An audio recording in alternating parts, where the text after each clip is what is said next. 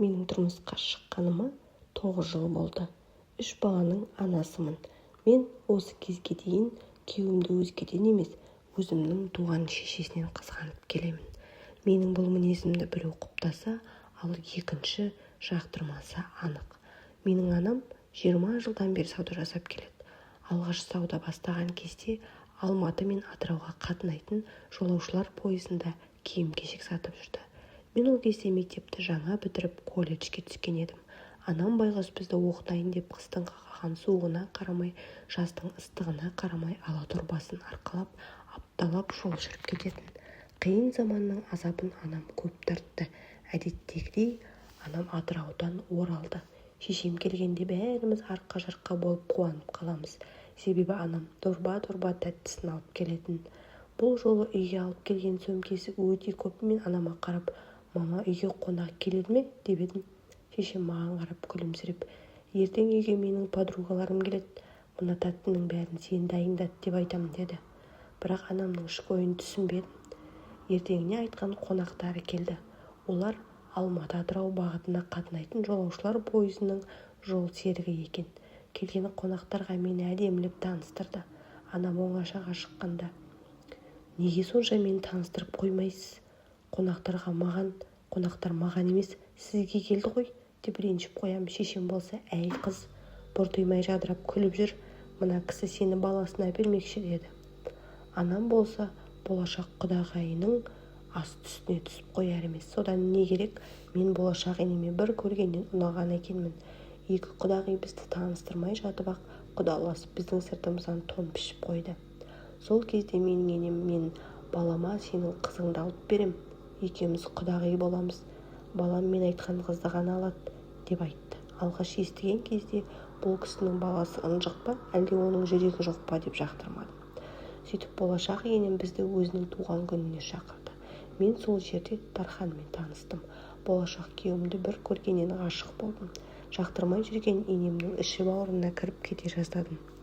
Дархан аққұба келген, көзі тостағандай, кірпіктері қайырылып қалған, шашы бұйралау келген қыр мұрынды сұлу жігіттердің бірі. Көрген қызды өзіне еріксіз ғашық етеді. Дархан мені мен секілді сүйет деп айта алмаймын. Менімен кездесуге де анасының айтуы бойынша келетін. Екеуміз 6 ай кездесіп жүрдік. Бірақ Дархан маған ұсыныс жасайтын ойы да жоқ еді. Бірге жүрген құрбыларым, «Тойларың қашан? Осылай жүре берсең, сүйгеніңнен айырыласың» деп мені қорқыта түсетін. Өзім де жігітімнің бұл бейжайлығынан қорқып жүрген едім.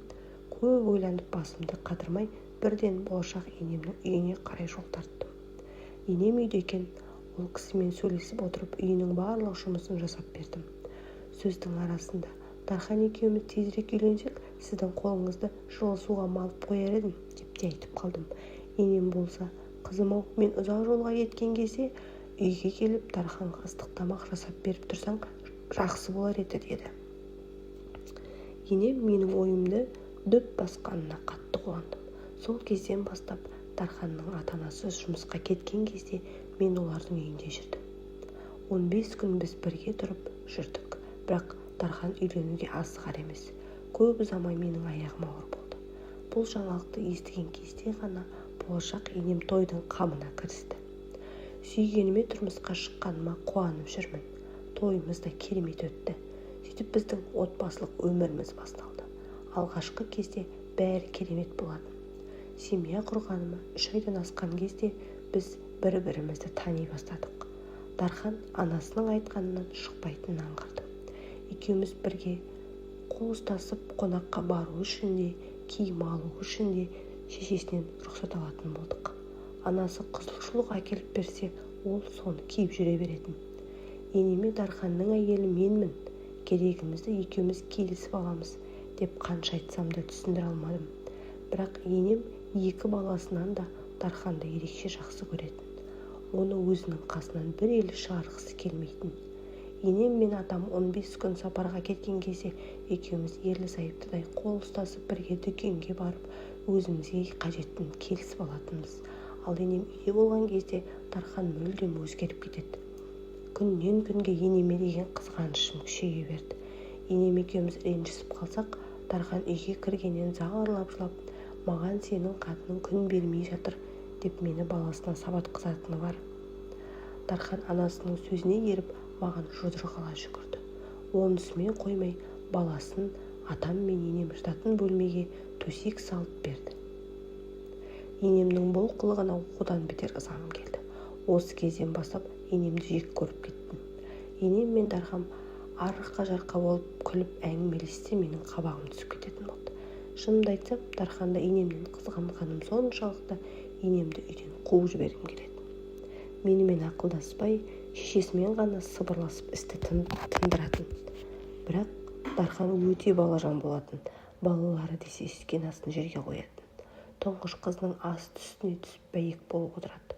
Оның осы бір осалдығын пайдаланбақ ниетпен енеммен бір ұрысқанда киім-кешегімді жинап, қызымды жетектеп төркініме тайып тұрдым.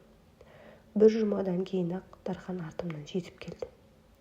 Оның келгенін місе тұтпадым. Оған мен сенімен ұрысқан жоқпын, шешеңмен ұрыстым. Шешең келіп кешірім сұрамаса, сенің үйіңе бармайым деп табандап отырып алдым. Ертеңіне енем келіп кешірім сұрап, мені қайта үйге алып кетті. Енеммен ренжісіп қалсам болды, төркінге қарай қашатын әдетке бастым. Осылай екі ортада жүріп, дүниеге екі ұлымды алып келдім. Сөйтіп 3 баланың анасы атандым. Енем қуанғанынан маған қымбат алтын сақина, сырға, алқа, сағат тиіспе бәрін әкеліп үлдемен бүлдеге орап қойды. Енем маған бағалы сыйлық алып келіп, менің көңілімді қанша аулауға тырысса да, оған деген қызғанышым басылмады. Балажан күйеуіме қос ұл туып берген соң, менің қадірім де арта түсті. Бұрынғыдай анасының айтқанымен жүрмейтін болды. Тапқанын бала-шағасының аузына келіп тығатын. Туыстарымның да үйіне баратын болсам, енемнен сұранбай кете беретін болдым. Дархан жұмысқа кетерінде керегіңді аларсың деп күнде қалтама ақша беріп кететін. Енем менің жағдайымды қанша жасап бәйек болса да, оның алғашқы көрсеткен қылығы көкірегімде кек болып сақталды. Соның өшін ала алмай қор болдым. Менің бар ойым енемнің сүйікті Дарханды бөлек алып кету. Ол ойымды күйеуіме де ақтарып салдым. Ал ол болса, 2 қабатты зәулімей тұрғанда біреудің пәтерінде неміз бар, осында тұра берейік деді. Дарханның дегеніме көнбегеніне қатты ашуландым. Бүйректен сирақ шығарып, енеммен ұрысудың амалына көштім. 15 күн жол жүріп келген енемнің жағдайын сұрауға қайын-әпкем бала-шағасымен келді. Олар келсе, апталап жататын әдеті бар. Оның да балалар жасы болатын. Тырнақ астынан кіріздеген адамға ұрыс табыла кетеді екен. Балаларды енеме қалдырып, қайын-әпкем екеуміз базарға кеткен едік. Үйге келсе, кішкентай баламның қолы таңулы екен.